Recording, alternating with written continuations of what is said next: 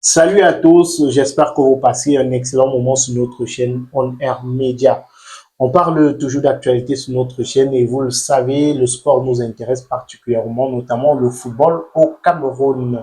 Et dans cette émission, on va s'intéresser au club de Limbe, au Popo, qui depuis quelques heures sur la toile fait parler de lui. On a le joueur Eric Djomeni qui serait victime de séquestration. Plusieurs alertes jusque-là par des lanceurs d'alerte, mais également sa maman qui a donné plusieurs interviews pour parler de cette situation.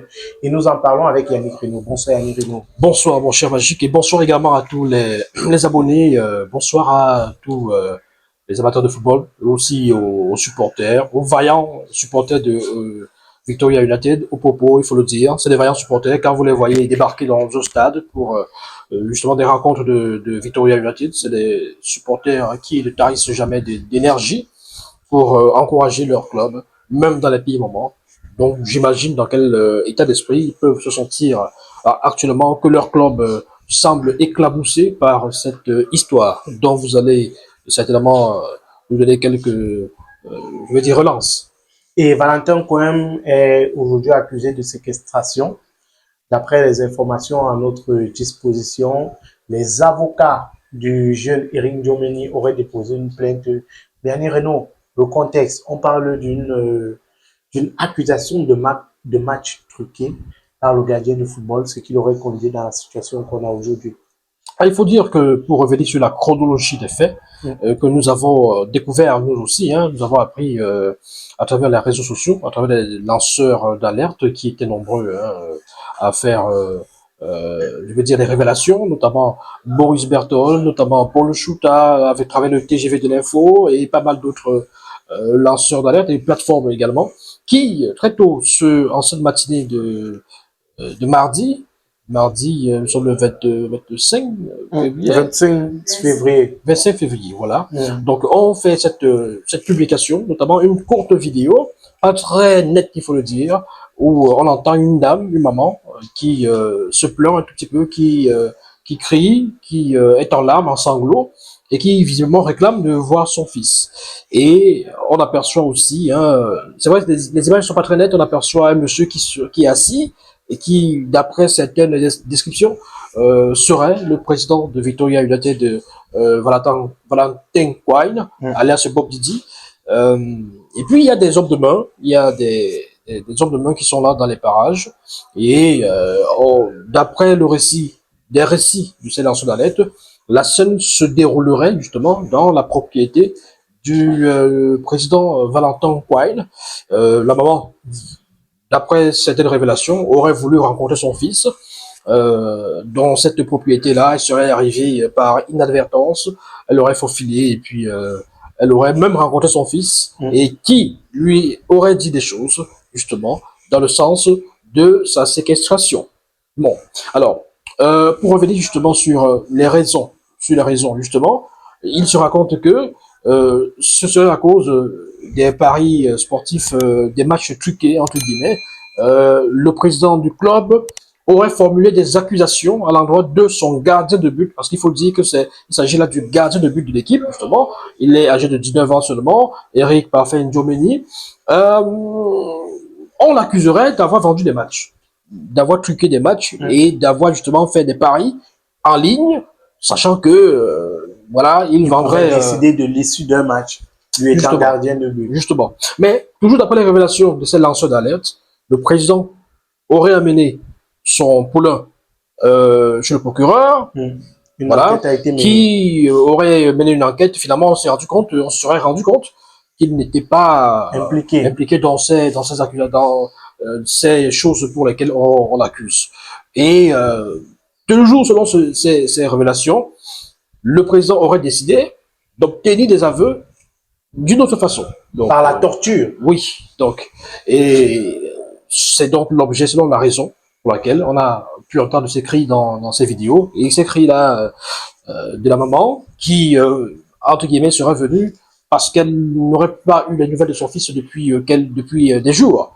Et elle a décidé de venir pour essayer de délivrer, entre guillemets, son fils. Sauf que, mais écoutez, quelques heures plus tard, c'est-à-dire qu'on n'avait pas encore suffisamment digéré cette nouvelle. Avant de continuer, chers internautes, marquons un petit arrêt pour parler de ce kit médical. C'est un kit qui va révolutionner votre quotidien.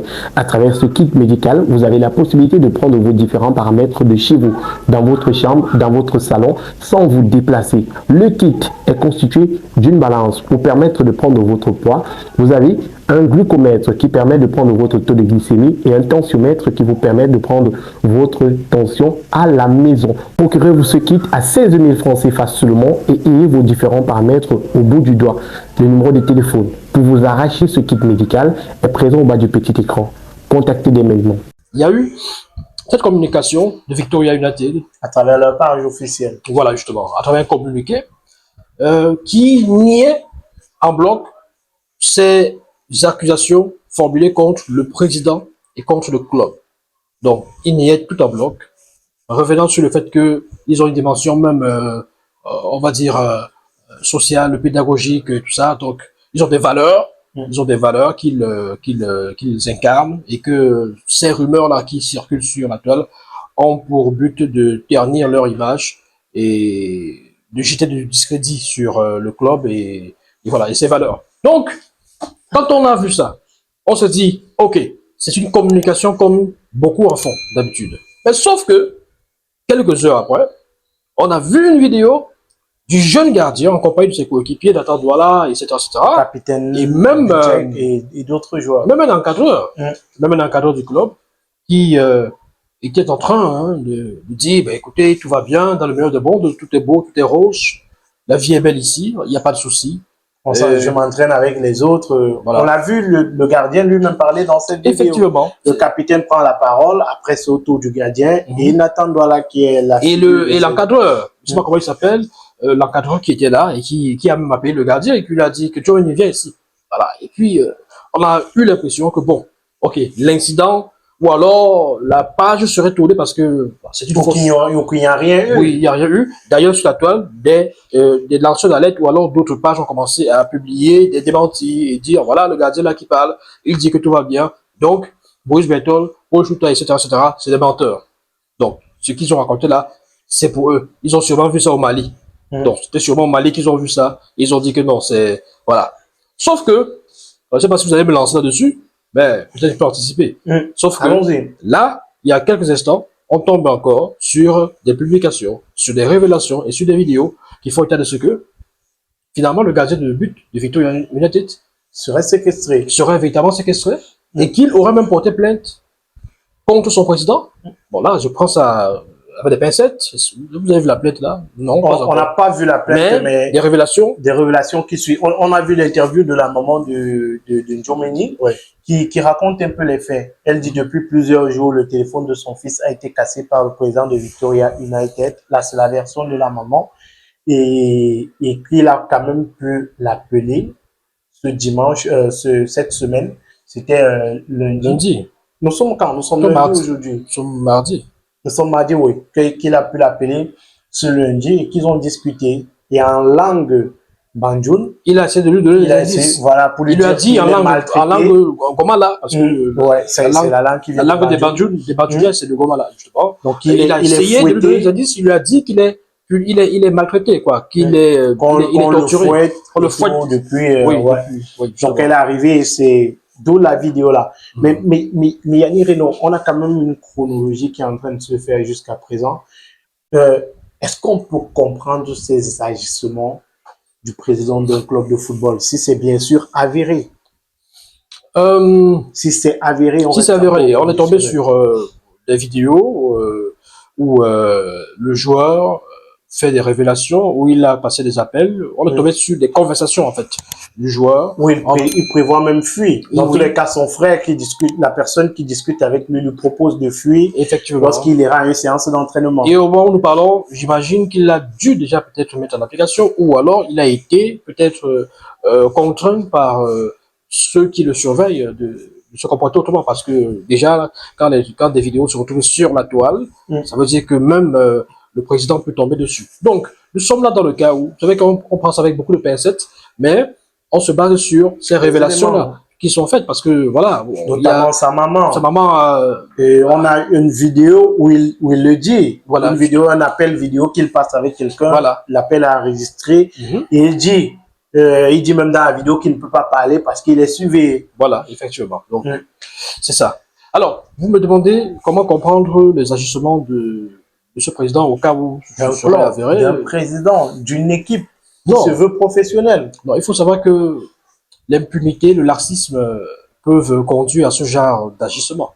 Il faut savoir que généralement, il y a des personnes qui pensent être au-dessus de la loi ou au-dessus des autres et pensent se croient tout permis. Se croient tout permis parce que ils ont peut-être le bras long. Ou alors, ils ont des amis qui ont le bras long, de jour comme de nuit. Ou alors, ils empruntent le bras long de leurs amis pour pouvoir faire des choses en espérant que ces bras longs-là ne vont pas se retourner contre eux. Donc, ce compreneurs comprennent, tout simplement, parce que on prête des affinités au président de Victoria United avec un autre président, le président de la fédération. Et non, moi je n'accuse pas le président de la fédération, mais je dis moi je parle même pas de connivence, mais je parle des affinités qui peuvent déteindre sur des rapports, sur, je veux dire, des attitudes des uns des autres. C'est-à-dire que quand vous avez un ami qui est puissant, quand vous avez un ami procureur, un ami commissaire, un ami commandant, vous pouvez avoir certains agissements. Vous pouvez avoir, espérant qu'en cas de pépin, voilà, ces amis-là vont intervenir. Ils vont intervenir en votre faveur, ils vont intervenir en vous protégeant. Ils vont vous protéger, ils vont vous épargner de certaines répercussions. Donc, le problème aussi, c'est que ce président n'est pas à son premier, ne serait pas à son premier forfait, entre guillemets, ou alors à son premier faux pas, à sa première incartade. Parce que, déjà, parlant purement de sport, de football, combien de fois est-ce qu'il a arrêté des matchs de football? Combien de fois est-ce qu'il est arrivé sur un terrain et s'en est pris aux arbitres? Vous avez vu qu'est-ce qui s'est passé? Qu'est-ce que lui, il a copié de quoi comme suspension? Personnellement. C'est-à-dire que lui, là, personnellement, il a copié de quoi comme suspension? Je crois que son club a été suspendu plusieurs fois. Suspendu plusieurs fois, non, pas vraiment. Il y a peut-être il y a eu quelques il n'y a pas eu grand-chose. Il n'y a pas eu grand-chose. Oui, il y a eu des suspensions, même si vous jugez que ça n'a pas été suffisant par rapport aux... Raison pour laquelle moi je parle de personnellement. Lui, personnellement, il a écopé de quoi? Parce que c'est bien facile de faire des suspensions ou alors des sanctions des sanctions juste pour la forme à ces clubs-là.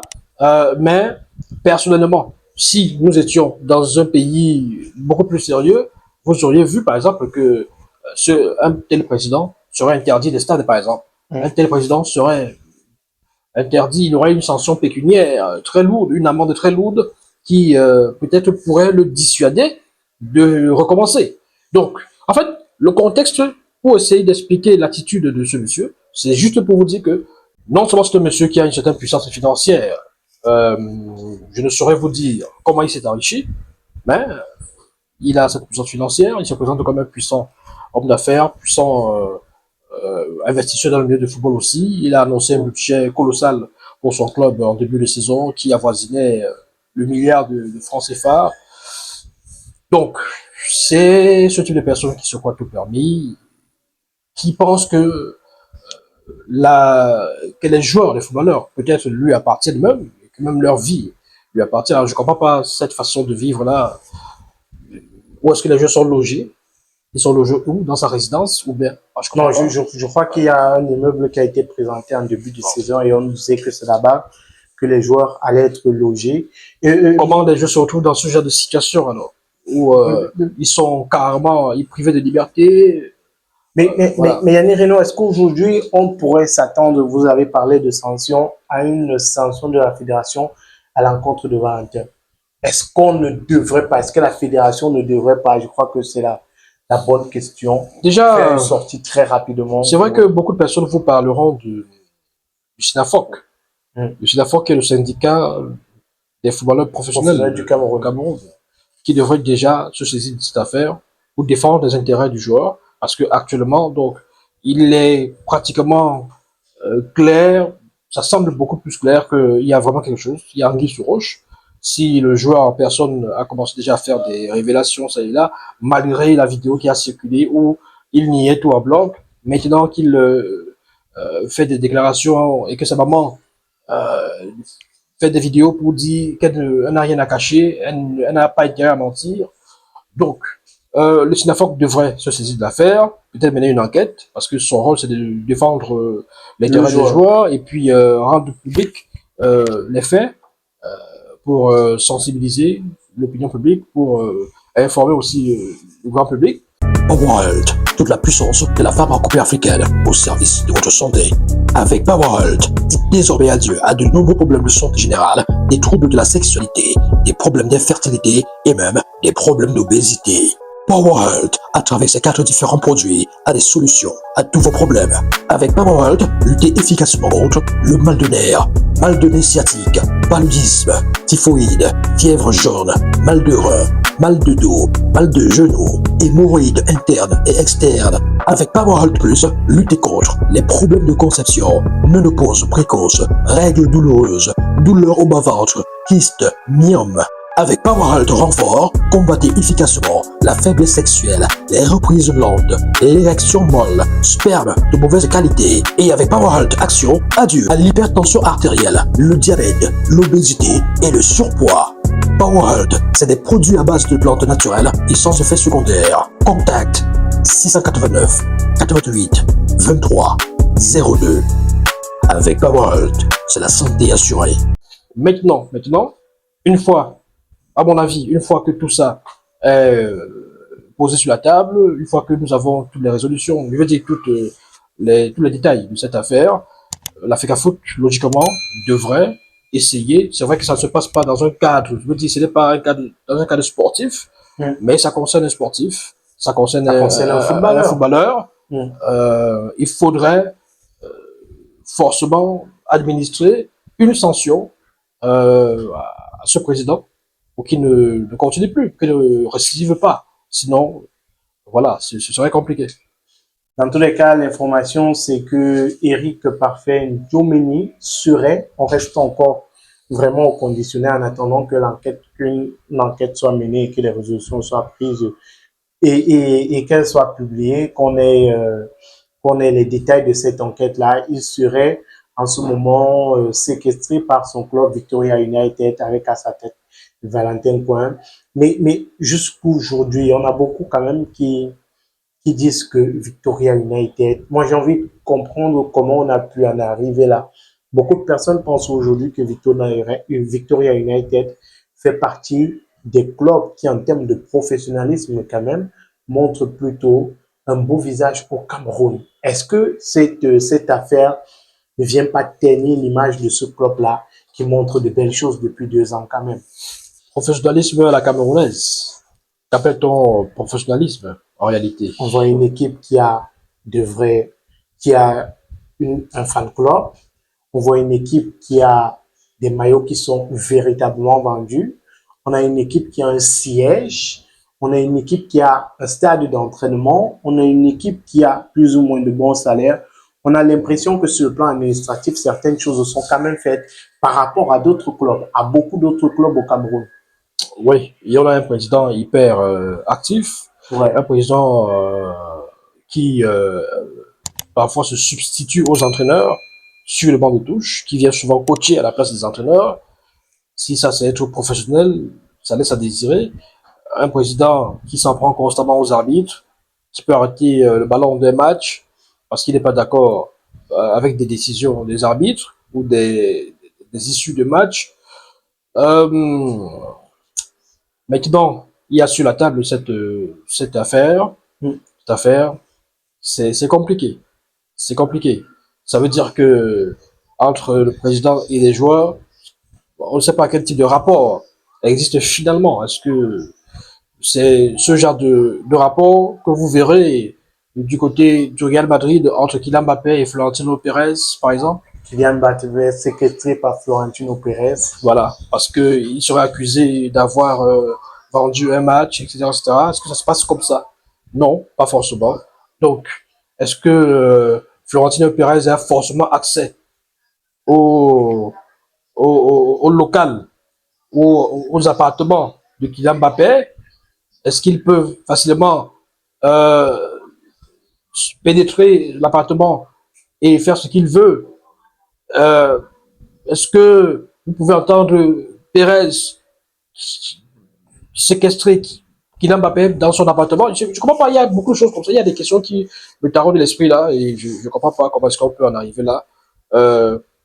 Si le joueur est véritablement accusé de match truqué, tout ça, Il y a d'autres il y moyens. a d'autres moyens, il y a d'autres voies, passant par la justice. Déjà que la justice l'enquête, a dit tout ça. que la justice aurait dit qu'il n'est coupable de rien. La maman, après les enquêtes. la maman a dit clairement dans la vidéo, elle a dit clairement que le président de Victoria aurait cassé le téléphone de son De fils. son fils depuis plusieurs jours. Voilà.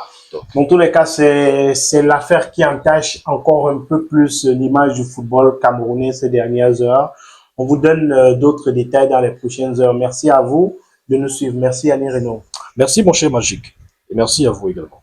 À très bientôt pour une autre émission. N'hésitez surtout pas à commenter pour nous dire ce que vous pensez de cette affaire. Likez la vidéo, partagez avec vos proches si vous ne l'avez pas encore fait. Abonnez-vous pour ne rien manquer de nos prochains contenus. Au revoir.